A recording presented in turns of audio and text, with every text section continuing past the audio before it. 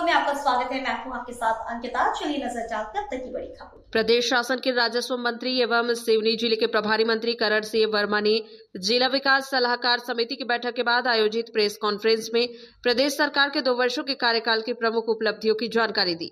उन्होंने कहा कि सरकार की नीतियों का केंद्र जन कल्याण है और इसी सोच के साथ विकास व सुशासन को गति दी गई है। प्रेस वार्ता में जिला पंचायत अध्यक्ष मालती दहेरिया, विधायक दिनेश राय, विधायक कमल मरस्कोले, जिला भाजपा अध्यक्ष मीना बिसेन सहित अन्य जनप्रतिनिधि मौजूद रहे। श्री वर्मा ने मुख्यमंत्री लाडली बहना योजना को ऐतिहासिक बताते हुए कहा कि इससे महिलाओं को आर्थिक सशक्तिकरण मिला है। किसान सम्मान निधि योजना से किसानों की आय को सहारा मिला है। उन्होंने साइबर तहसील व्यवस्था को पारदर्शी प्रशासन की दिशा में बड़ा कदम बताया। लगभग 300 करोड़ की लागत से शुरू मेडिकल कॉलेज को स्वास्थ्य और रोजगार के लिए महत्वपूर्ण बताया। साथ ही 8 संदीपनी विद्यालयों और सुदृढ़ पेंशन व्यवस्था की भी जानकारी दी। जारी रखते हैं। इसी हमारे मध्य प्रदेश के मुख्यमंत्री डॉक्टर मोहन यादव के में आज सरकार के 2 वर्ष की उपलब्धि के बारे में सबसे बड़ी तो एक विकास सलाहकार समिति बनाई गई।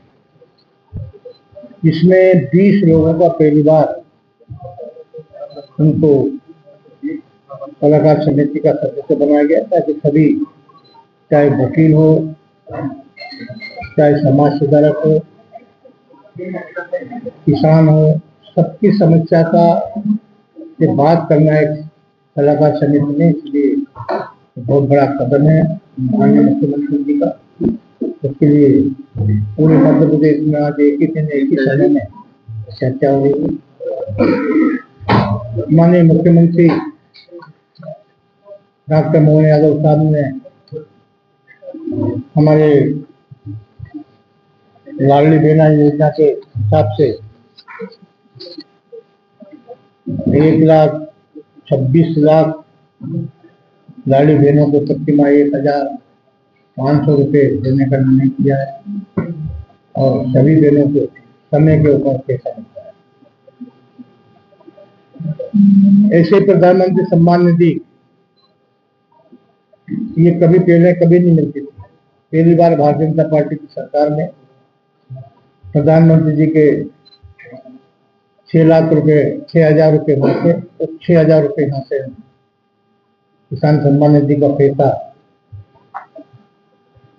भेज रहे हैं। एक साइबर तहसील प्रधानमंत्री जी ने शुरू की है।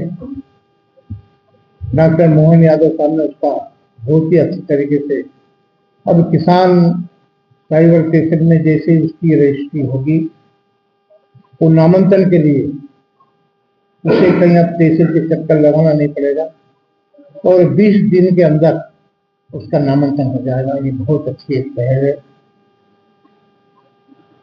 और ये 1,16 लाख साइबर तहसील की रजिस्ट्री का हमने नामांकन किया है। 16 लाख नामांकन किया है। राष्ट्रीय महाअभियान माननीय मुख्यमंत्री जी ने 1 बार नहीं, 2 बार नहीं, 3 बार महाअभियान चलाया, जिसमें हमने 1 करोड़ से ज्यादा नामांकन, बंटवारा, सीमांकन, दृष्टिकरण के कार्य किए हैं। हर जिले में, हर विधानसभा में संदीपन स्कूल का निर्माण स्कूल पर खर्च किया है। यहाँ भी शायद 8 संदीपन में स्कूल का निर्माण किया है। यहाँ की 300 करोड़ की नया मेडिकल कॉलेज का निर्माण किया है। भावांतर योजना लागू की गई।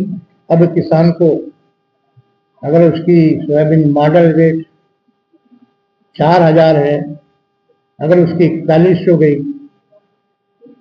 4,000 से ऊपर गई, तो उसका भावांतर योजना से जो 13 रुपये, 12 रुपये, 28 रुपये उनके खाते में ऑटोमेटिक चले जाएंगे।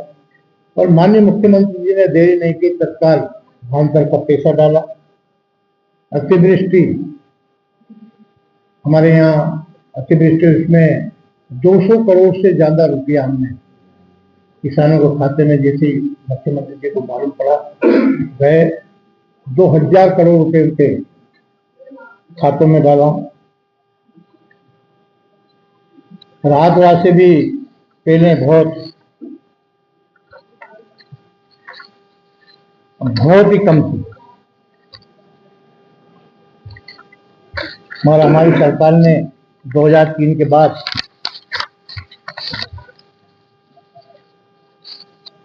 उसमें बढ़ोतरी की। पहले 2003 में मात्र 2000 रुपये हेक्टेयर मिलता था, जिसको हमने परिवर्तन करके 32,000 रुपये हेक्टेयर किया। बाकी सिंचित फसल, 12 फसल, इनमें पैसा नहीं मिलता। 4000 केले पे दिया जाता, 4000 रुपये हेक्टेयर, उसको बढ़ाकर हमने 2 लाख हेक्टेयर किया। इसी प्रकार वर्षा पर आधारित फसल का भी हमने 17,000 रुपये पर हेक्टेयर किया है और किसानों को दे रहे हैं। अब केले की फसल का मैं दोबारा बोलूंगा उसको कि 4000 कुछ नहीं होता था, मगर 2 लाख माननीय मुख्यमंत्री ने किया है।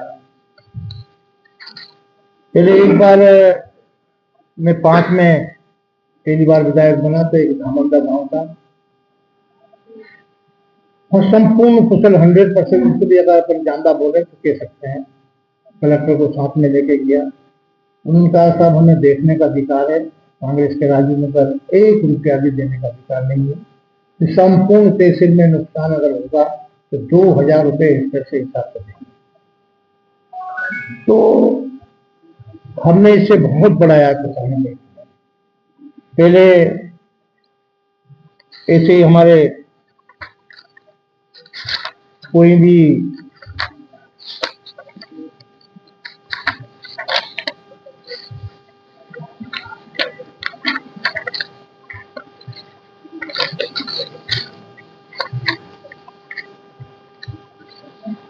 आपदा में अगर मान लीजिए कोई भी पहले मकान में अगर पूर्ण क्षतिग्रस्त हो जाता था तो उसको मात्र 12,000 रुपये मिलते थे। अब हमारी सरकार ने, डॉक्टर मोहन यादव की सरकार ने इसका संज्ञान में लिया। अब 1,20,000 रुपये हम अगर संपूर्ण मकान क्षति हो जाती तो उसको देते हैं। तो कच्चा मकान अगर गिर जाए, नष्ट हो जाए और वो कोई पहाड़ी क्षेत्र पे है तो उसे 1,30,000 रुपये का हमने आंशिक क्षतिग्रस्त का अगर कोई हमारा तहसीलदार जाकर देखेगा और उसके हिसाब से दीवार टूटी है, कितना नुकसान हुआ है, तो वो सर्वे करके उसका हम भुगतान करेंगे।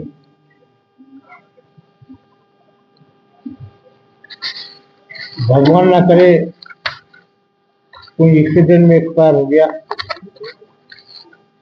तो पहले मात्र उसे 20,000 फिर 50,000 में तो हमारी सरकार उसे 4 लाख रुपए, चाहे सरपंच हुआ होगा या उसका कुएं में डूबने से हो, कोई वो तो हमने डॉक्टर मोहन यादव की सरकार ने, माननीय प्रधानमंत्री नरेंद्र मोदी साहब के नेतृत्व में हमारी सरकार ने 2 वर्ष में इतना काम किया है कि कभी